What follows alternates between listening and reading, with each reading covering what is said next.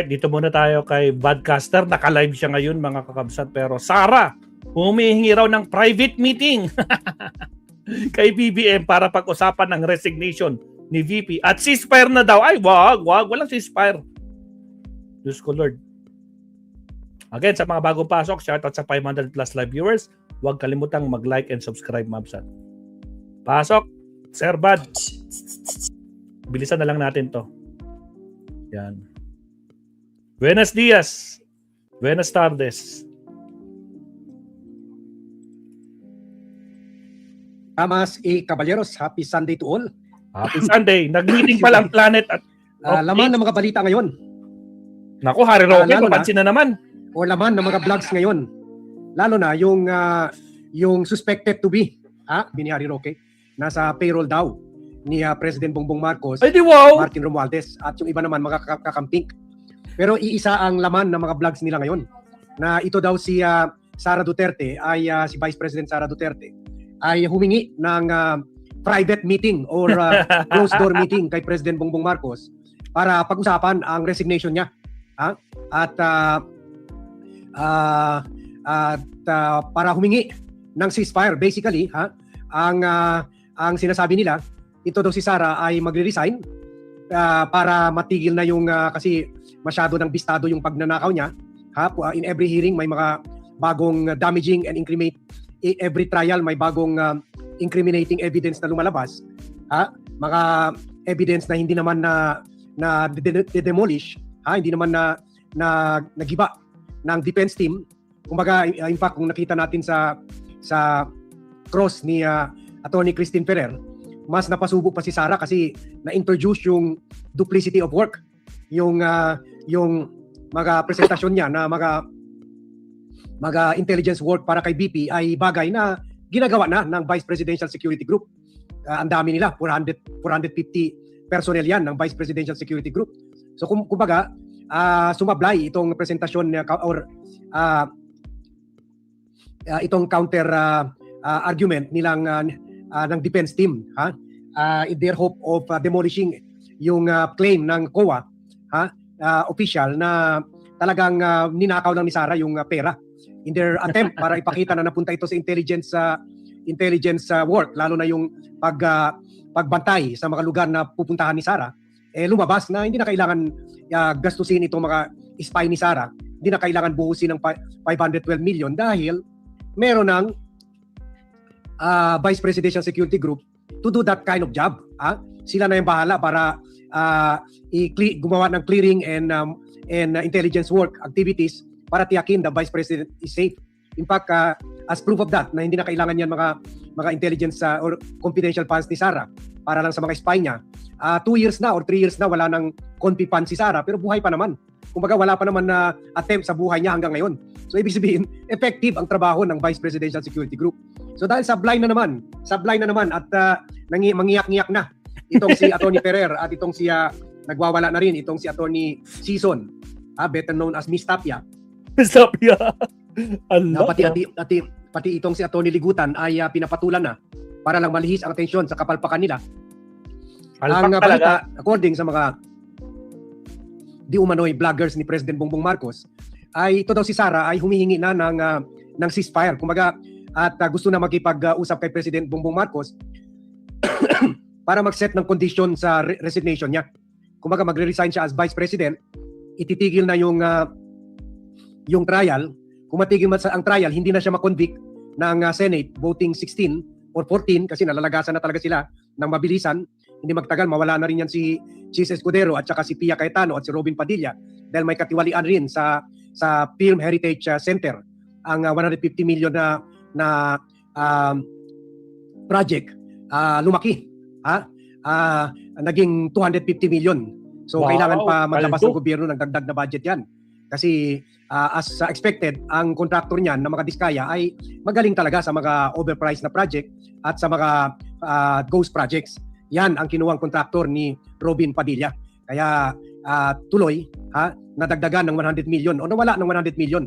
Saan napunta yung 100 million? Sana tanungin ni Mariel si Robin kung meron pa siya nakinabang sa 100 million na kita ng mga Diskaya sa Film Heritage Center building dyan sa Intramuros. So,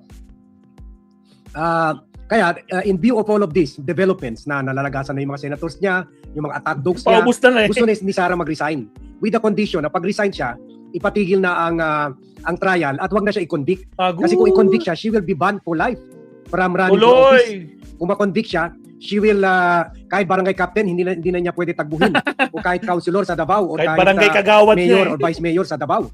So, wala na, tapos itong na mamsat, kondisyon hinihingi ni Sara at siyempre, itigil na yung banatan. Kumbaga, she is waving the white flag. Ito naman ang sinabi sa according to Harry Roque, yung mga vloggers ni vloggers daw ni ang TGP, most trusted genetics shoutout sa pharmacy in 600 the plus live Pilipinas. viewers, TGP, trust Shoutout again sa 600 plus live viewers ngayon. Baka naman, sa pag gustong ma-aresto itong si Sara, press 1 at like. Mag-like na kayo, mabsat, wala pong bayad yan. President Bongbong Marcos at nag-post pa nga si Harry Roque, reacting dito. Sabi pa ni Harry Roque, nag-meeting daw ang mga taga Planet of the Apes. Isang litanya, pareho-parehas ang timing ng post. Same ang assignment na sirain si BP. Naku, Sinong maniniwala na hindi bayaran ang mga ito? sino sisirain mo? Din kaya? Yan. Matagal nang sira. In-identify niya itong si Jerry Kakanindin.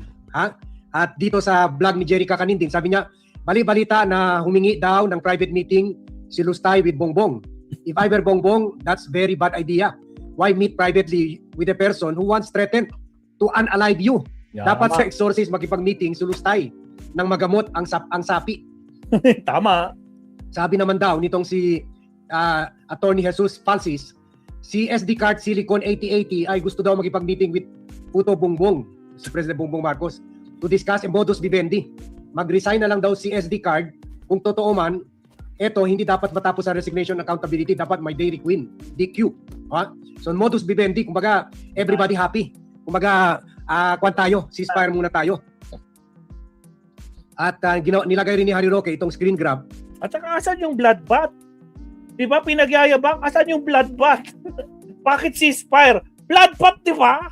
ni vlogger Pati Bao, si Pati Bao. Si Pati Bao. Alam ko kung ito kakamping vlogger Pero yun, according to Harry Roque, nasa payroll na rin ni President Bongbong Marcos. Sabi ni Pati Bao, BBM, would you trust the Dutertes? Paalala ko lang po, sabi ni Baste, before you sleep at night, think of the Romanovs, think Mussolini, think of your father. Yun to yung threat ni Baste. At ito alam ko talaga kung ito. Si Kagawad Joey, talagang Marcos operator talaga ito. Kakamping yan. Sabi niya, totoo ba na BP Sara is waving the white flag? Sana hindi pumayag si BBM. So yan So yan ang mga, according to Harry Roque, yan ang mga posts ng mga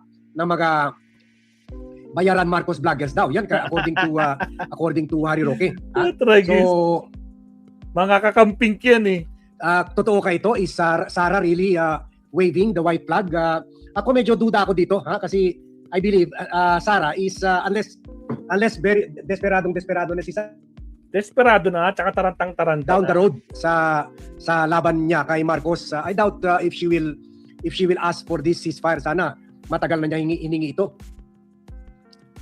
Di ba? There was a time, sinabi ni President Bongbong Marcos, willing siya makipag-reconcile kay Sara.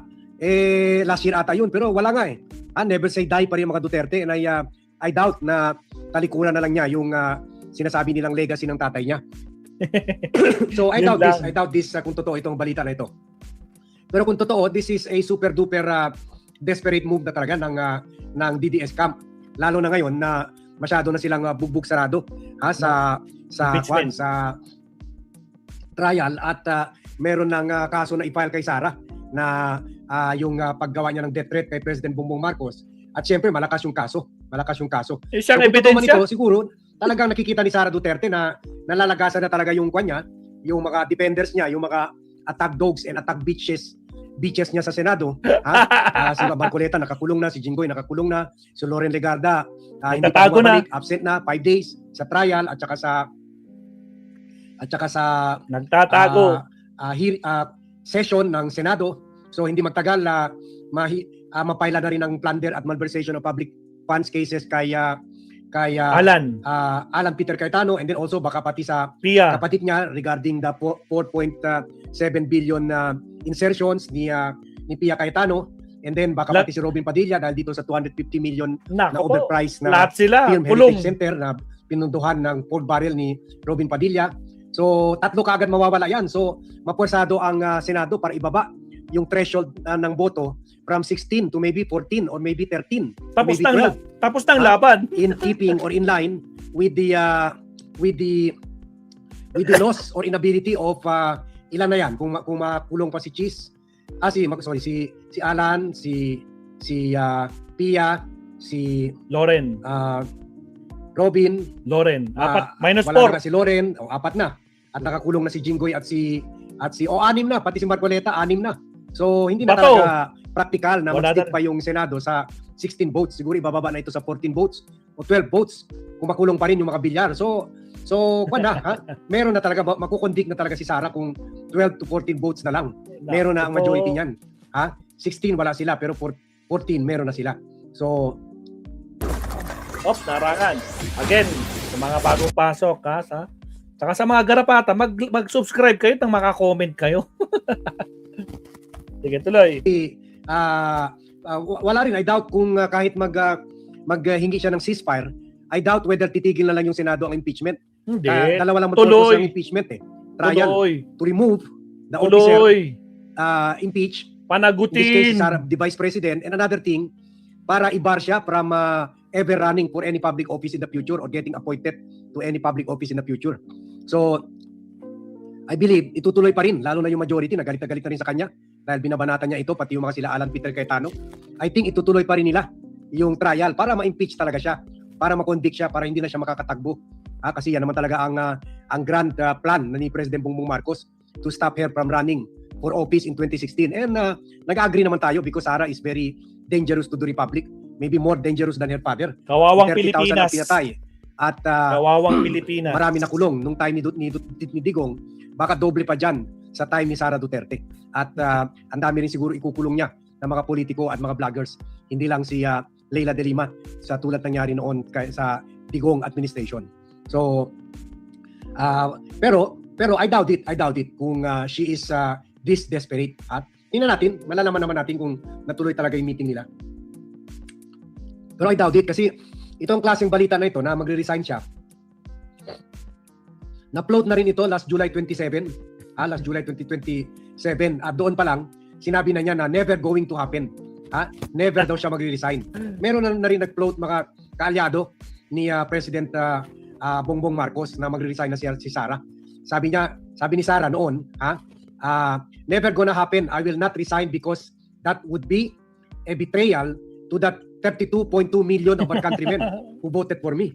So andito pa rin siya sa 32.2 million na DDS card voters niya. At nag-DM pa siya kay President Bongbong Marcos. Kung gusto mo tanggalin ako, tanggalin mo ako. Sabi niya, if BBM wants to, he can remove me.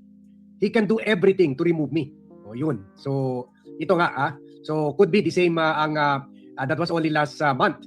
So pwede ganun pa rin ang posisyon niya. Mag-iiyakan kayo ba garapata? Hanggang makuan siya, hanggang ma-impeach siya. So yan ang mga developments on a Sunday. On a Sunday, sana rest day, pero tuloy-tuloy pa rin ang labanan ng mga good and bad forces in politics. Oy, sabi ni Mobus Klein, and thank you Mobus Klein, keep up the fight, bad team. Okay, so thank you sa suporta. Actually, medyo may runny nose pa tayo at nahirapan tayo magsalita. So hanggang dito lang muna tayo. Tuloy ang laban, Mobus Klein. Talagang tuloy ang laban Mobius Pat. Medyo distracted tayo, medyo may kwan pa tayo, mag-inom muna tayo ng gamot. So hanggang dito lang muna tayo. Thank you very much everyone for watching. Thank you very much for joining me in this vlog. Good morning to all and see you in my next vlog. Yun, nako po, makakakabs. Wala na talaga. Desperado na mga kapsat, no? Ang kampo na mga garapatang DDS na nag-iiyakan, nako po, wala na talaga. Mula sa mga bayarang vlogger sila, doble-doble na nga yung doble kayod sila. Nako po, problemado talaga sila mga kapsat. Ito, usaping legal naman tayo dito sa dito sa napupuntong pag-aresto kay Sara. Usapang legal na naman tayo, Ma'am Sat. Pakinggan natin si attorney. Hindi ko ito napapakinggan. Punta tayo kay attorney, Ma'am Sat. Here we go.